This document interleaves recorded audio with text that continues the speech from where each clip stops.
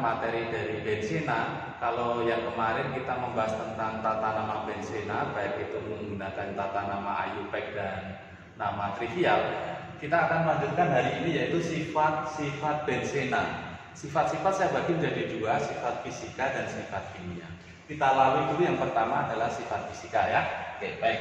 Yang pertama, sifat fisika dari benzena yang mempunyai rumus kimia C6H6 itu tidak larut di dalam air ya. Benzena itu tidak larut di dalam air. Ini membawa konsekuensi. Berarti nomor 2 ini bersifat nonpolar. Kenapa? Karena air itu bersifat polar. Kalau tidak larut di dalam pelarut polar, maka dia bersifat nonpolar ya. Jadi 1 dan 2 ini otomatis ya. Tidak larut di dalam air berarti tidak larut di dalam sinyal polar, maka dia bersifat non-polar. Antara 1, 2, dan 3 ini saling berkaitan. Kalau gitu, kalau tidak larut di dalam pelarut polar, maka nomor 3 dia cenderung larut pada senyawa organik, yaitu pelarut-pelarut yang bersifat non-polar. Ya, oke. Yang keempat, tidak reaktif. Kenapa? Karena benzena itu mempunyai cincin segi 6, kemudian ada ikatan perangkap yang terkonjugasi, dia akan sulit mengalami reaksi adisi atau sulit dipatahkan ya, maka dia tidak reaktif. Yang berikutnya, benzena mempunyai ciri dia mudah terbakar, tetapi mempunyai efek dia membentuk jelaga. Sebagai bahan bakar rumah tangga mungkin tidak bagus karena menghasilkan jelaga pada alat-alat dapurnya.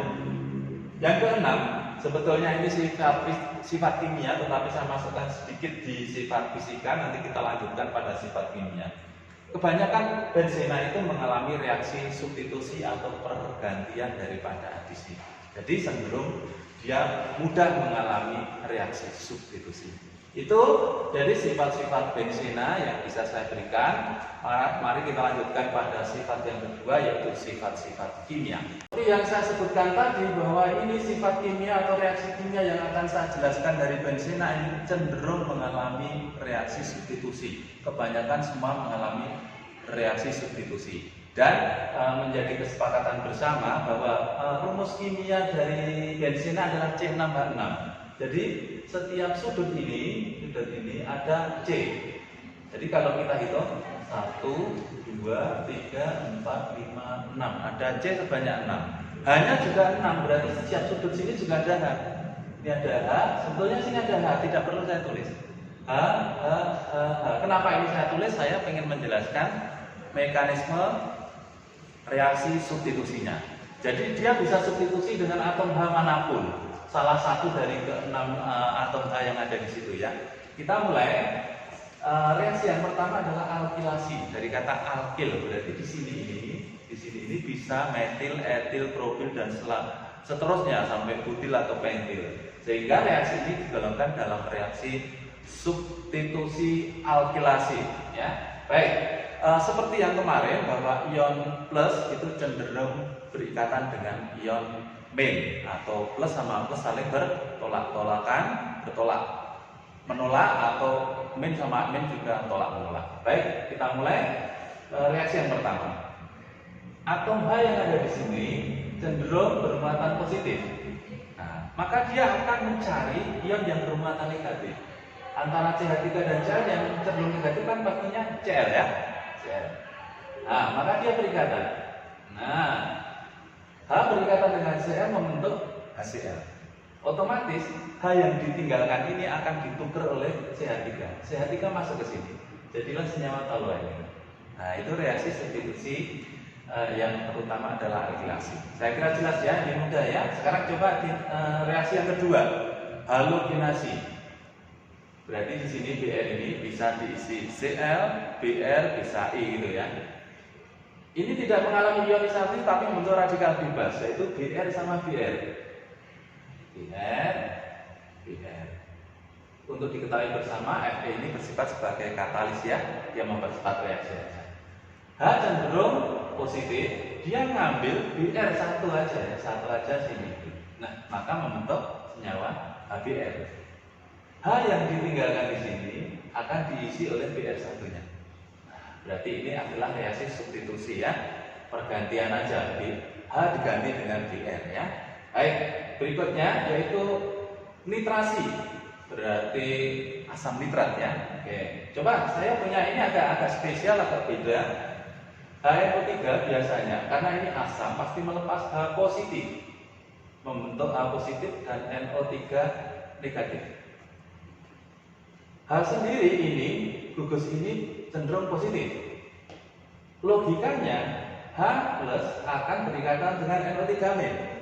H plus berikatan dengan NO3-, jadinya apa? HNO3. Loh, di kiri HNO3, di kanan HNO3. Berarti tidak bereaksi dong. Oh, kalau gitu ini ada salah, ionisasi seperti ini salah. Yang pada umumnya benar, ini ternyata salah. Faktanya hasil reaksinya nggak seperti itu. Bagaimana yang benar? Coba kita lihat. Oke. Kita hapus dulu ya. Di dalam larutan, di dalam sifat asam biasanya tetap mengandung basa ya. Ada ciri basanya juga ada. Walaupun dia ada H plus yang banyak di dalam larutan, dia tetap mengandung ion OH-. Nah, ternyata ini juga mengandung ion OH- walaupun jumlahnya hanya sedikit ya. Mayoritas jumlahnya yang paling banyak H. Kalau dia melepas OH- berarti yang ada di sini ini diambil O sama H, maka tinggal NO2 plus kan gitu. Kalau gitu ini udah bisa, maka H plus itu akan mengambil OH- membentuk senyawa H2O. Otomatis H yang ditinggalkan di sini akan diisi atau diganti oleh NO2. Nah, jadilah senyawa nitrobenzena. Begitu juga pada yang nomor 4, sulfonasi, yaitu bereaksi dengan asam sulfat.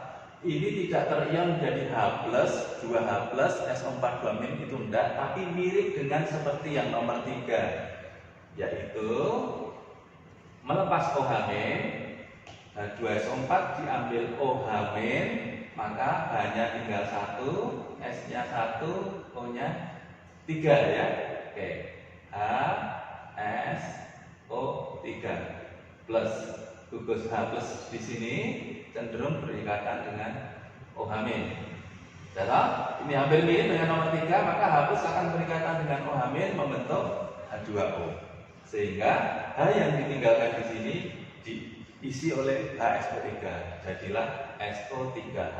Mau ditulis HSO3 juga boleh. Ini punya maksud bahwa ini yang terikat adalah dengan S gitu ya. Baik, yang terakhir nomor 5, ini seperti biasa, logika biasa seperti nomor 1, 2, tidak spesial seperti 3, 4. Jadi nomor 3, 4 ini agak spesial, pengecualian ya. Oke, baik. Yang nomor 5, asilasi. H, yang H positif di sini, gugus positif di sini, H akan mencari negatif. Yang negatif di antara CH3C double OCl adalah Cl tentunya ya. Oke, Cl. Cl bermuatan negatif. Maka H berikatan dengan Cl membentuk HCl. Nah, ingat H yang ditinggal ini akan diganti sisanya ini CH3C double O. Yang putus adalah C. Maka yang masuk ke sini adalah C ya. Nah, COCH3. Saya kira secara struktur seperti itu. Jadi jangan memasukkan di sini adalah CH3-nya di sini ya, nggak boleh. Jadi C-nya di sini karena dia yang putus adalah C. Saya kira itu reaksi kimia, sifat kimia dasar ya, basicnya seperti itu. Kebanyakan adalah reaksi substitusi. Itu yang bisa saya berikan kepada Anda. Pengembangannya bisa dilihat dalam buku paket atau sumber yang lain. Terima kasih atas perhatian Anda. Saya bisa menyampaikan hanya ini. Ada salah saya minta maaf, dan saya mengucapkan terima kasih pada Bu Agustin yang telah menjadi kameramen dan editor pada video kali ini. Saya mengucapkan selamat latih, berkah dalam, dan salam sehat.